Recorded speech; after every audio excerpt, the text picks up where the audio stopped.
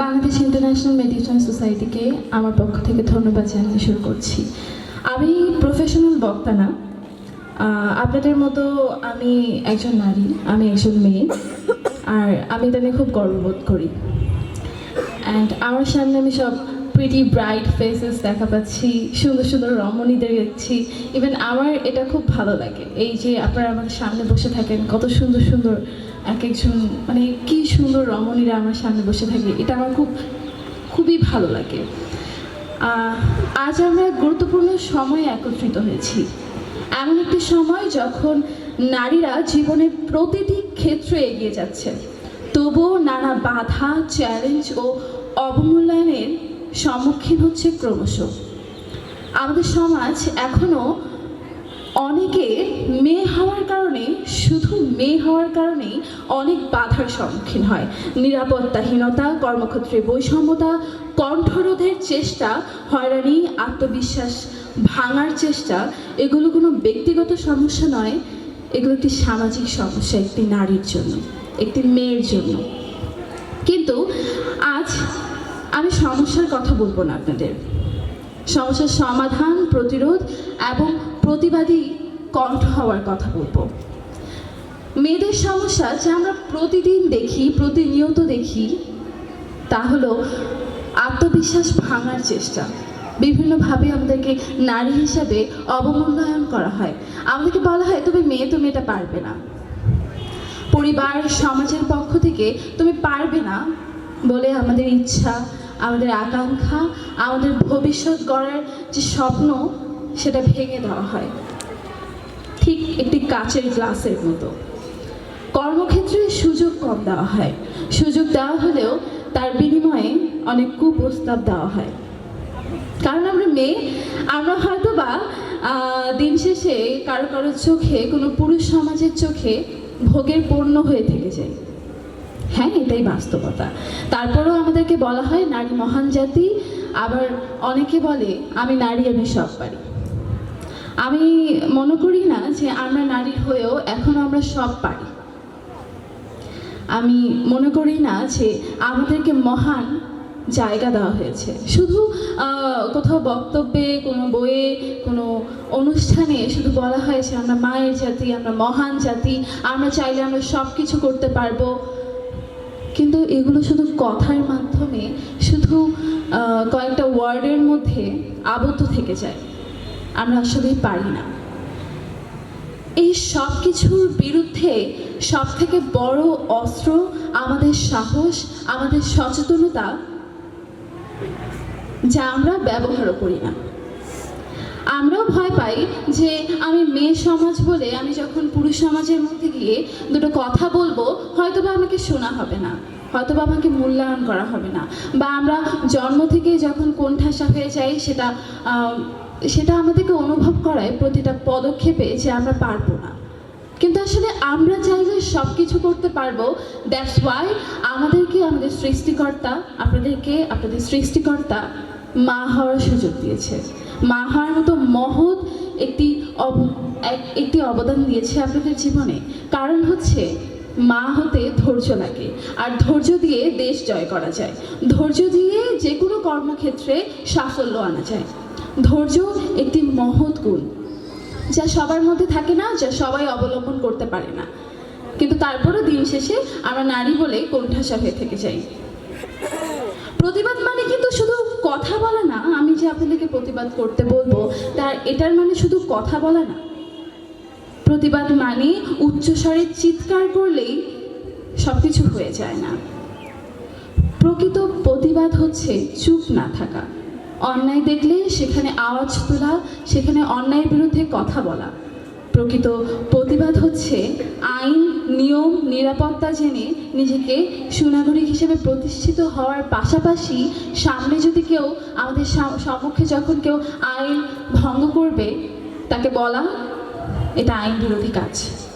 সে হোক আমাদের সমাজের ঊর্ধ্বতন কর্মকর্তা, হোক নেতা, যে কোনো কেউ হোক, আপনার বান্ধবী বা আপনার সহকর্মী, সবার বিরুদ্ধে আপনাদেরকে প্রস্তাব জানাতে হবে যে এটা অন্যায়, এটা মানা যাবে না, এটা আপনারা করবেন না। হ্যাঁ, আমি জানি যে আপনার এই সমাজে 2025 সালে দাঁড়ায় যখন আমি ন্যায়ের কথা বলবো, যখন আমি আমার ন্যায় বাণী সবাইকে দিতে যাবো, তখন সবাই বলবে টাকাই তো সব, টাকা হইলে সব কিছু করা যায় পৃথিবীর, তাহলে আমি কেন ন্যায় হব, ন্যায়বান হব, আমি ন্যায়ের পথে চলবো? কারণ আমি ন্যায়ের পথে চললে তো হয়তো বা কারি কারি টাকা আমার আসবে না। আসলেই কি টাকা সব? কাউকে কি জবাবদিহি করতে হবে না এই জীবনের পরে? বা আপনি কি এই যে কারি কারি টাকা নিয়ে আত্মতৃপ্তি অনুভব করবেন? দিন শেষে কি আপনার বুকের মধ্যে কোথাও একটা কনকনে ব্যথা অনুভব হবে না? তারপরও সমাজ বলবে টাকাই সব, power is the main fact, money is the main character of life. But no, কোথাও না কোথাও গিয়ে আপনার বিবেক আপনাকে প্রশ্ন করবে যে টাকা সব না, আপনাকে ন্যায় ভিত্তিক হতে হবে, আপনাকে ন্যায়ের সমাজ গড়ার জন্য কারিগর হতে হবে। আমাদের সমাজে এখন নারীরা যে মানে দিন দিন নিজেদের অবমূল্যায়ন হারাচ্ছে, সেক্ষেত্রে কিছুটা পুরুষ সমাজের পাশাপাশি নারী সমাজেরও অবদান আছে। আমরা মেয়ে হয়ে মেয়ের ভালো সহ্য করতে পারি না, এটা আমাদের একটা ক্যারেক্টারিস্টিকের মধ্যে পড়ে যে আমরা আমাদের ফ্রেন্ড যখন ভালো কিছু করে আমাদের মনের মধ্যে একটু হলেও হিংসা আসে, এটা ন্যাচারাল। কিন্তু যখন আসবে তখন আমাদেরকে মনে করতে হবে যে সে আমার ফ্রেন্ড, সে আমার বোন, সে আগাচ্ছে, মানে নারী সমাজ আগাচ্ছে। সর্বোপরি চিন্তা করতে হবে যে মেয়ে সমাজ আগাচ্ছে, সর্বোপরি আমাদেরকে ভাবতে হবে যে নারীরা এগিয়ে যাচ্ছে। নারীরা আজকে এগিয়ে গেলে কালকে আপনাদের সন্তানরাও অনেক ভালো পর্যায়ে যেতে পারবে। কেন জানেন? কারণ আপনারা যে বাধাটার সম্মুখীন হন বিভিন্ন কর্মক্ষেত্রে গিয়ে, পড়াশোনার ক্ষেত্রে হোক বা সকল ক্ষেত্রে, পরিবারের ক্ষেত্রে, তখন যখন নারীরা এগিয়ে যাবে আপনাদের সন্তানেরা এই বাধার সম্মুখীন আর হবে না। অতএব আমাদেরকে একজন নারীর উন্নতি দেখে কোনো দরকার নেই আফসোস করার, কারণ সর্বোপরি আমরা এক জাতি, আমরা নারী জাতি। তো এই কথাটা আমাদেরকে মাথায় রাখতে হবে, আমাদেরকে সবসময় চিন্তা করতে হবে যাতে আমার বোন একটু ভালো কাজ করতেছে, ওকে একটু এগিয়ে দেই, আমার সহপাঠী একটু ভালো কাজ করতেছে, ওকে একটু এগিয়ে দেই। ওর এই যে বুলিং নিয়ে কথা হইলো, সব থেকে বড় কথা নারীরাও নারীদেরকে বুলিং করে। বা আমরা যখন সমাজ চলতে যাই, যখন আমরা একটা মেয়েকে দেখি খুব স্বাধীনভাবে ঘুরছে, আমাদের মাথায় আসে মেয়েটা কেমন, এইভাবে কেন চলাফেরা করে। লেট আস গো, কারণ লাইফ সবার কাছে সব রকম না, সবার কাছে সমান না। আমরা যেভাবে চিন্তা করি আরেকজন মানুষ সেভাবে চিন্তা করে না। তাই আমাদেরকে প্রতিবাদী হতে হবে প্রতিটা ক্ষেত্রে, সেটা নারী হয়ে নারীর সাথেও প্রতিবাদী হতে হবে, যাতে একজন নারী আরেকজন নারীর বিপক্ষে কথা না বলতে পারে। যখন আমরা গসিপ করি তখন অবভিয়াসলি আমরা মেয়ে, আমরা সবসময় গসিপ করি। তো গসিপ করার মাধ্যমে যখন একটা মেয়ের ক্যারেক্টারিস্টিক নিয়ে কথা ওঠে, তখন অবশ্যই আরেকটা মেয়েকে বলতে হবে ভাই আমরা পরিশেষে সবাই মেয়ে, আমরা এভাবে মেয়েদেরকে অবমূল্যায়ন না করি। পুরুষ জাতি যথেষ্ট আমাদেরকে অবমূল্যায়ন করার জন্য, ওরা যথেষ্টভাবে আমাদেরকে সাইবার বুলিং থেকে হ্যারাসমেন্ট থেকে শুরু করে সব কিছু করে। তো আমাদের দরকার নাই এক্সট্রাভাবে নিজেদের এর মধ্যে ঝামেলা করার, কোনো দরকার নাই। সমাজ পরিবর্তন শুরু হয় একটা মেয়ের দ্বারায়, একজন নারীর দ্বারায়। যখন একজন নারী অন্যায় দেখেও চুপ থাকে না, তখন সমাজের অন্যায় কমে আসে। যদি একজন নারী অন্যায় দেখে চুপ থাকে, তখন স্বাভাবিকভাবে সমাজের অন্যায় বাড়বে। ধরেন আপনি আজকে কারো ঘরের কোনো পলিটিশিয়ানের ঘরের ওয়াইফ হইলেন, ঘরের বউ হইলেন, যদি আপনার হাজবেন্ড অন্যায় করে, আপনি সব থেকে আগে জানবেন যে আপনার হাজবেন্ড দুর্নীতির সাথে যুক্ত, আপনি সেখানে প্রতিবাদ করতে পারবেন। কিন্তু প্রবলেম হচ্ছে আমরা মেয়েরা চুপ থাকি, কারণ সে আমার হাজবেন্ড, আমরা দিন শেষে ভয় পাই, আমাদের মধ্যে ভয় কাজ করে। সব থেকে বড় কথা, এটা আমাদের পরিবার থেকেই শেখানো হয় যে তুমি মেয়ে, তুমি চুপ থাকবা, তুমি এত কিছু বুঝো না। যখন রাজনীতি নিয়ে গল্প করা হয় তখন আমাদেরকে রাখা হয় না সেখানে। আমরা নিজেরাও যখন নিউজ ফিডে স্ক্রল করি, আমরা পোশাক আশাকের ছবি দেখতে বা নায়ক নায়িকার ভিডিও দেখতে বেশি ব্যস্ত হয়ে যাই। আমরা যখন নিউজ আসে তখন এটা স্ক্রল করে তাড়াতাড়ি করে উপরে সরাই দিই। কিন্তু না, আমাদেরকে রাজনৈতিক নিউজে ফোকাস দিতে হবে, ক্যারিয়ারের নিউজে ফোকাস দিতে হবে, দেশে কি হচ্ছে, কোথায় হচ্ছে, কোন কোনায় হচ্ছে, সম্পূর্ণ কিছুর জ্ঞান অর্জন করতে হবে। তাহলে দিন শেষে যখন একটা আলোচনা সভার মধ্যে বসবেন, সেখানে যদি আপনার সাথে আরও 10 জন পুরুষ থাকে, আপনি একজন নারী হয়ে যথেষ্টই 10 জন পুরুষকে চুপ করিয়ে দিতে। কিন্তু যখন আপনার জ্ঞানের পরিধি সীমিত থাকবে, যেটা আমরা নিজেরাও করি নিজেদের সাথে, তখন আপনি পারবেন না। এখন তো শুধু বই পড়ে জ্ঞান অর্জন হয় না, এখন আমাদের হাতে গোটা বিশ্ব আছে। ইন্টারনেটের মাধ্যমে আমরা গোটা বিশ্ব থেকে ইনফরমেশন গেদার করতে পারি, আমরা সবখানে থেকে আমাদের ইনফরমেশন নিয়ে আমাদের নলেজ বিল্ড আপ করতে পারি, কিন্তু আমরা করি না। কারণ আমাদের হয়তো বা ফ্যাশন সেন্স বা হচ্ছে এটা ওটার ভিডিও দেখতে, রিলস দেখতে বেশি ভালো লাগে। এটা ন্যাচারাল ব্যাপার, আমারও লাগে। বাট দেখতে হবে, জানতে হবে হোয়াট ইজ রাজনীতি, সংবিধান কি, আমাদের নাগরিক অধিকার কি, নারী হিসেবে আপনার নিজের অধিকার কি। আপনার সাহস অন্য মেয়েদেরকে সাহসী করে তুলবে। আজকে আমি এখানে কথা বলছি, কালকে এখানে আপনাদের মধ্যে মনে হবে যে আমিও এখানে কথা বলবো, এভাবে কথা বলবো, খুব স্বাভাবিক। আমি এখানে কথা বলছি বিধায় আপনাদের মনে এই অনুপ্রেরণাটা আসতেছে, কারণ কালকে যদি আপনারা এখানে আসেন তাহলে আপনারাও অন্য মেয়েদেরকে অনুপ্রেরণা দিবেন। তাহলে অতএব যখন একজন মেয়ে আরেকজন মেয়েকে অনুপ্রেরণা দিতে পারে, তাহলে আমরা কেন একজন মেয়ে হয়ে এগিয়ে আসছি না আরেকজন মেয়ের জন্য? আমরা কেন চুপ থাকছি? আমরা কেন ঘরের মধ্যে শুধু রান্না বান্নার মধ্যে নিজেদেরকে সীমিত রাখছি? কেন ভুলে যাচ্ছি যে রাধে সে চুলো বাঁধে? We totally forgot this. আপনার সচেতনতা অন্যদের নিরাপত্তার কারণও হবে। একজন নারী যদি সচেতন হয়, ধরেন আপনার ফ্রেন্ডের মধ্যে কেউ একজন ভুল পথে হাঁটছে, ভুল মানুষের পাল্লায় পড়ছে, আপনি সেটা জানেন, আপনি জানেন যদি তাকে সচেতন করেন তাহলে সেও কিন্তু সচেতন হয়ে আসবে।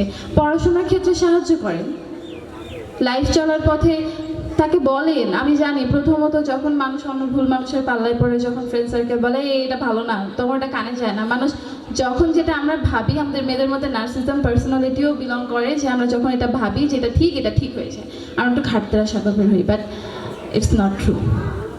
আমাদের বুঝতে হবে একজন আরেকজনের মতামতকে গুরুত্ব দিতে হবে, কারণ দিন শেষে পৃথিবীর যা চিরকল্যাণকর, অর্ধেক তার করিয়াছে নারী, অর্ধেক তার নর।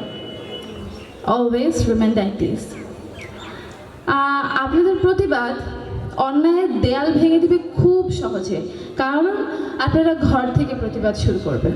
আপনারা প্রত্যেকটি ঘরের কোর মেম্বার, আপনারা ছাড়া, নারী ছাড়া কখনো একটি সংসার চলে না। তারপরও নারীদের মর্যাদা কম, সেই সংসারেও কম, সন্তানরাও দাম দেয় না, হাজব্যান্ডও দাম দেয় না, দিন শেষে সব জায়গায় কম। তো এই নিজের অধিকার কখনো আপনাকে কেউ দাম দিয়ে দিবে না। নিজের অধিকার নিজেকে জানতে হবে, নিজেকে ছিনিয়ে আনতে হবে। সর্বোপরি নিজের জন্য নিজেকে স্ট্যান্ড নিতে হবে, নিজের জন্য নিজেকে দাঁড়িয়ে থাকতে হবে। কারণ দিন শেষে আপনি নারী, আপনার জন্য কেউ এসে দাঁড়াবে না। ইভেন নারী কেন, পুরুষের পাশেও পুরুষ এসে দাঁড়াবে না, পুরুষ যদি নিজের জন্য স্ট্যান্ড না নেয়। কারণ বাচ্চা না কাঁদলে মাও খাবার দেয় না। সো আপনাদের জন্য আপনাদেরকে স্ট্যান্ড দিতে হবে। আর মেয়েদের সমস্যার সঠিকভাবে সমাধান করার জন্য সবার আগে একজন মেয়েকেই সচেতন হতে হবে, সেটা সর্বক্ষেত্রে। লাইক আপনাদের লাইফের চলার ক্ষেত্রে, আপনাদের ডিসিশন মেকিংয়ের ক্ষেত্রে আপনি যদি চান, আপনি যদি দৃঢ় প্রতিজ্ঞাবান হন যে আমি আমার লাইফে এটাই করব, এটাই অর্জন করব, আমি আমার লাইফে বিজনেস করব, আমি আমার লাইফে পলিটিশিয়ান হব, আমি আমার লাইফে লয়ার হব, আমি জাজ হব, each and every sector depends on you. আপনি যা চাবেন আপনি তাই করতে পারবেন। এখানে আপনার ফ্যামিলি যদি আপনাকে বাধা দেয়, যদি এরপরে আপনি ভালো কিছু করে দেখাতে পারেন, ওই ফ্যামিলি এসে আপনাকে বলবে যে এটা আমার মেয়ে। আপনার হাজব্যান্ড এসে বলবে আমার বউ, আপনার শ্বশুর শাশুড়ি বলবে হ্যাঁ আমাদের বউমা। কারণ এটাই বাস্তবতা। প্রথমে আপনাকে সবাই বাধা দিবে, কিন্তু সফলতার পরে সবাই সফলতার ভাগ নিতে আসবে। কষ্টের সময় নারীর পাশে কেউ থাকে না, কিন্তু সুখের সময় সবাই থাকে। সো নিজেদের জন্য নিজেরা স্ট্যান্ড নেন। আপনার লাইফ আপনার হাতে, আপনি কি করবেন, আপনার আগামী, আপনার ভবিষ্যৎ সব কিছু আপনার হাতে। আপনার ডিসিশন আপনাকে মেক করতে হবে। আমি বিশ্বাস করি একজন সাহসী নারী একটি পরিবার বদলাতে পারে, একদল সাহসী নারী একটি সমাজ বদলাতে পারে, আর সচেতন নারীরা পুরো জাতিকে বদলাতে পারে। এই যে সমাজের আজকাল এত সমস্যা, এত প্রবলেম, এত অন্যায়, যদি প্রতিটি ঘরে ঘরে নারীরা সচেতন হয়, সব থেকে দ্রুত পদ্ধতিতে এই অন্যায়গুলো নিঃসরণ করা সম্ভব। একজন নারী পারে পুরো জাতিকে চেঞ্জ করতে, একদল নারী পারে পুরো সমাজকে চেঞ্জ করতে। You guys can. আপনাদের জন্য সব থেকে সোজা, বাট বাট আপনাদের মনের মধ্যে কোথাও না কোথাও ফ্যামিলি থেকে ছোটবেলা থেকে মেয়ে বলে একটা দুর্বল পয়েন্ট ঢুকিয়ে দেওয়া হয়েছে। হ্যাঁ, পুরুষের থেকে মেয়েদের শক্তি কম, শারীরিকভাবে মানসিকভাবে তো না।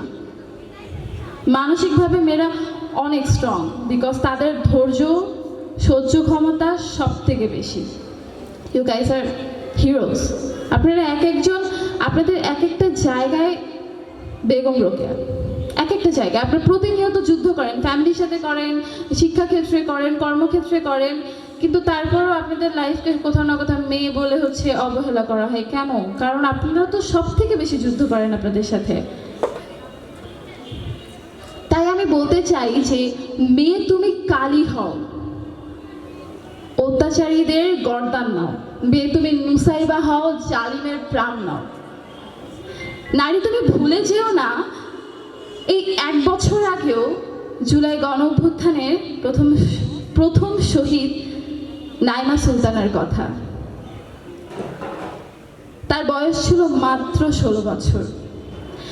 তোমরা ভুলো না নাফিসা হোসেন মারওয়ার কথা, যার বাবা ছিলেন মাত্র একজন চা দোকানদার, আর সে ছিল মাত্র 17 বছরের। তার ফ্যামিলি থেকে অনেক বাধা আসার পরও সে আন্দোলনে গিয়েছিল। 5 তারিখ পুলিশের গুলিতে সেও মারা যায়।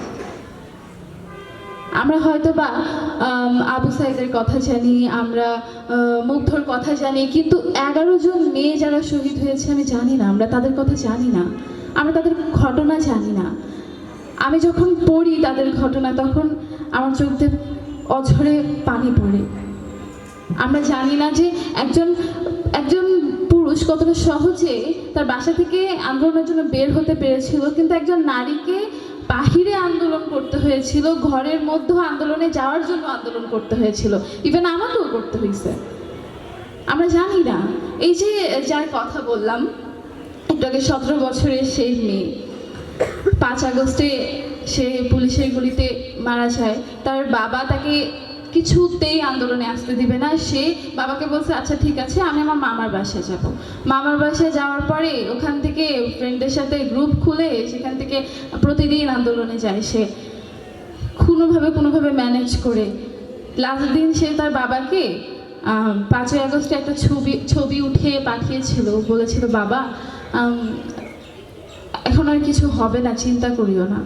তো তার বাবা তখন তাকে বলেছিল, হাসিনা থাকুক আর না থাকুক, সরকার পতন হোক আর না হোক, এতে আমার কি? তোর বাবা একজন সামান্য চা দোকানদার, তুই ওখানে কেন গেছিস? তারপরও সে কথা শুনেনি, কথা না শুনেও সে শুনেনি কথা। লাইক সে চাইছিল যে সে একজন চেঞ্জ মেকার হবে। তার সাহস তার সর্বোপরি ছিল। সে আন্দোলনে গিয়েছে, যাওয়ার পর 5 তারিখ পুলিশের গুলিতে শহীদ হয়েছে। আমরা জানিও না আসলে এরকম কত মেয়ে আছে আন্দোলনে যারা হেনস্থার শিকার হয়েছে, কারণ সেই কথাগুলো উপরে আসে না। কেন আসে না জানেন? কারণ আমরা নারী বলে। তাই আমি বলতে চাই, আপনাদেরকে কেউ আপনাদের অধিকার দেবে না, আপনাদেরকে কেউ বলবে না যে এটা আপনার অধিকার, আপনাদের নাম কেউ হাইলাইট করবে না। আপনাদেরকে নিজেদের স্ট্যান্ড নিতে হবে, নিজেদের জন্য প্রতিটা পদক্ষেপে নিজেদের জন্য স্ট্যান্ড বাই থাকতে হবে। আমরাও জানি না, আপনারা অনেকেই জানেন না যে 11 জন নারী শহীদ হয়েছে, জানেন না। খুব স্বাভাবিক, তাদের গল্পও জানেন না। এই জন্য বলতেছি যে নারীরা নারীদের পাশে দাঁড়ান। সব থেকে বড় কথা, সর্বক্ষণ সজাগ থাকেন।